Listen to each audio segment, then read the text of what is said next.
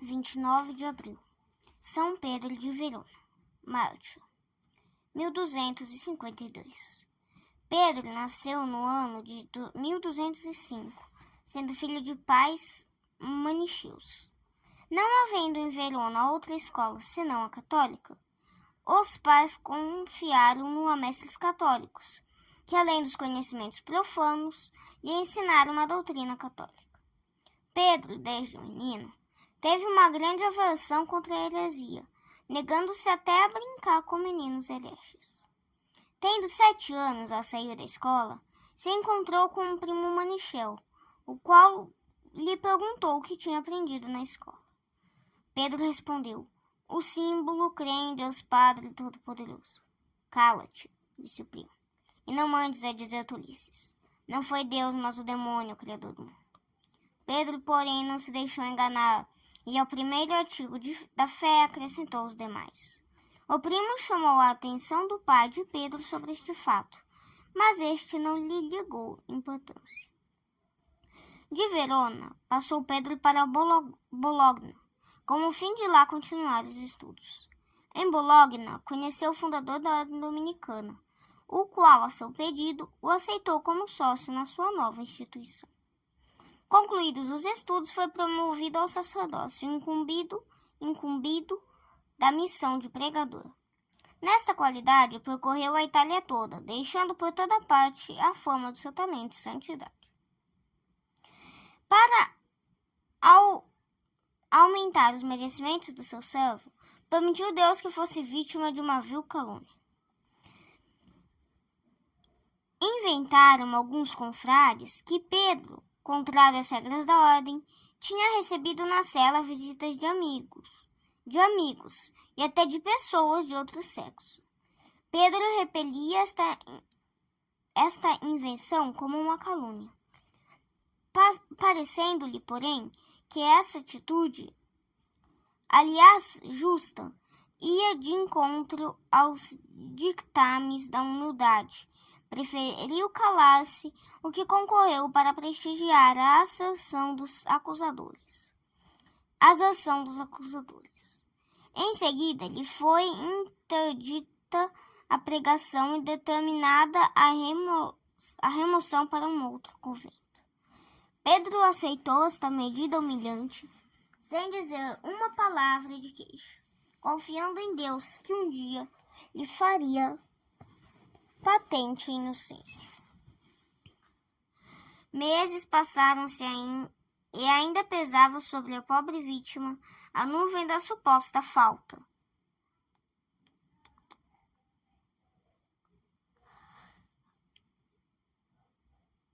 O desânimo começou a ralar-lhe o espírito. Um dia, quando se sentia como que esmagado e profundamente acabrunhado, lançou-se aos pés da imagem de Jesus crucificado e disse: "Meu Jesus, ignoras que sou inocente? Por que me deixas sofrer tanto? Por que não descobres a minha inocência? Sabes que nada fiz." A estas palavras veio a resposta de Nosso Senhor: "Que mal fizera eu, Pedro, quando me pregaram na cruz? Não desanimes. Aprende de mim a paciência nos teus sofrimentos, que não se comparam com os meus." Pedro, ao ouvir isto, sentiu a alma invadida de uma grande vergonha, e ao mesmo tempo confortada e desejada de sofrer ainda mais por amor de Jesus. Deus pôs à luz a inocência de seu servo. Pedro não pôde só voltar para Bologna, mas teve a satisfação de ser recebido pelos confrades com os sinais da mais alta estima. Continuou a pregação e Deus se dignou de corroborar por grandes milagres a palavra do santo missionário. Muitos pecadores fizeram penitência e grande número de hereges voltaram ao seio da igreja.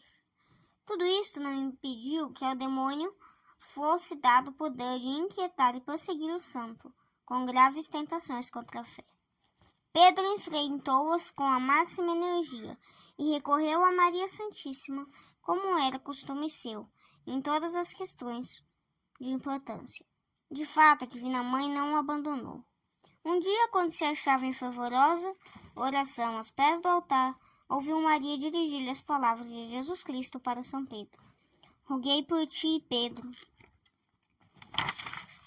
para que tua fé não desfaleça. Tu, porém, anima teus irmãos. Desde então, não mais sofreu importunação alguma daquelas tentações. Grande resistência encontrou ainda dos hereges, os quais, desesperados ao verem os milagres e admiráveis profecias do santo missionário, procuraram de todos os modos desprestigiá-lo como enganador e embusteiro. Em determinada ocasião, recorreram ao seguinte estratagema. Um deles havia de fingir-se doente, enquanto os outros iam chamar Pedro para que o curasse. Pedro, iluminado por Deus, disse ao enfermo: Jesus Cristo, cuja doutrina prego, dê-te a saúde, se estiveres na verdade doente. Caso, porém, queiras enganar-me, dê-te uma doença verdadeira. Imediatamente o indivíduo foi acometido de febre fortíssima, confessou a maldade e pediu perdão. Pedro não só lhe perdoou, mas restituiu-lhe a saúde e recebeu-o no grêmio da Igreja Católica. Por revelação divina, soube o santo que lhe estava próximo o fim e esperava a coroa do martírio. Numa prática que Pedro fez em Milão, disse textualmente: sei que os hereges empenharam muito dinheiro para se verem livres de mim. Sei que os assassinos já estão contratados. Saibam, porém, que maior felicidade não poderiam proporcionar-me do que esta, do poder dar a vida em testemunho de minha fé em Jesus Cristo. E é esta a graça que peço a Deus há muito tempo, na Santa Missa. Nada ganharão com minha morte. 15 dias depois fez Pedro uma viagem de Como para Milão. No caminho, foi de emboscada, agredido pelos assassinos. Um deles vibrou-lhe com uma espada um golpe na cabeça. O santo caiu por terra e, molhando o dedo em seu sangue, escreveu no chão a palavra: Credo. Depois elevou os olhos ao céu, dizendo: Senhor, em vossas mãos encomendo o meu espírito. E exalou a alma. Um dos assassinos cravou-lhe ainda o punhal no peito. O corpo de São Pedro foi transportado em triunfo para Milão e depositado na igreja de Santo Eustóquio. O assassino, de nome Karen, mais tarde confessou o crime e entrou como penitente para o convento dominicano de Forli. Pedro foi canonizado por Inocêncio IV. O túmulo tornou-se glorioso pelos milagres que nele se observaram.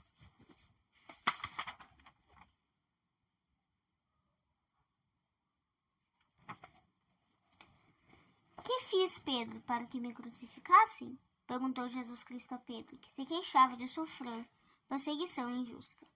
Lembra-te desta palavra quando te vires mergulhado nas amarguras da provação, quando vires tua hora ofendida, teu nome desrespeitado, ou quando sofreres qualquer perseguição injustamente.